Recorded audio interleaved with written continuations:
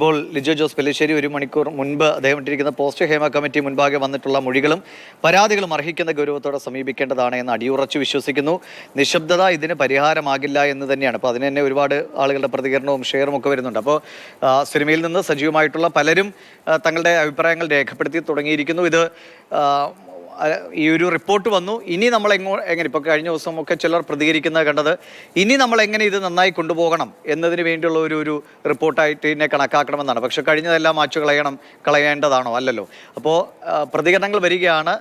കോടതി ഇത് ഈ പൂർണ്ണ വിവരം തേടിയ സ്ഥിതിക്ക് അത്ര പെട്ടെന്ന് വാർത്തകളിൽ നിന്ന് മാഞ്ഞു പോകുന്ന ഒന്നായി മാറില്ല. കൂടുതൽ നടപടികൾക്ക് സർക്കാരും പോലീസും ഒക്കെ നിർബന്ധിതരാവുകയും ചെയ്യും, അല്ലേ?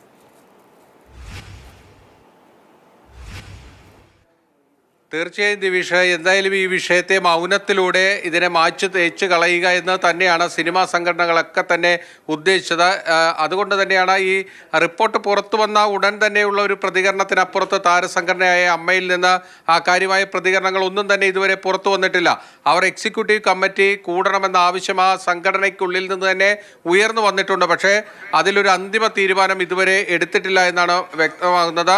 ആ സംഘടനാ ജനറൽ സെക്രട്ടറി സിദ്ദിഖ് സ്ഥലത്തില്ല എന്നാണ് അദ്ദേഹം പറയുന്നത്. അദ്ദേഹം എത്തിയ ശേഷമായിരിക്കും ഇനി കൂടുതൽ കാര്യങ്ങൾ ആ താരസംഘടനയുടെ ഭാഗത്ത് നിന്ന് വരിക. ഇപ്പോൾ മറ്റൊരു പ്രതികരണം ലിജോ ജോസ് പെല്ലിശ്ശേരിയെ കൂടാതെ വന്നത് സാന്ദ്ര തോമസിൻ്റെതാണ്.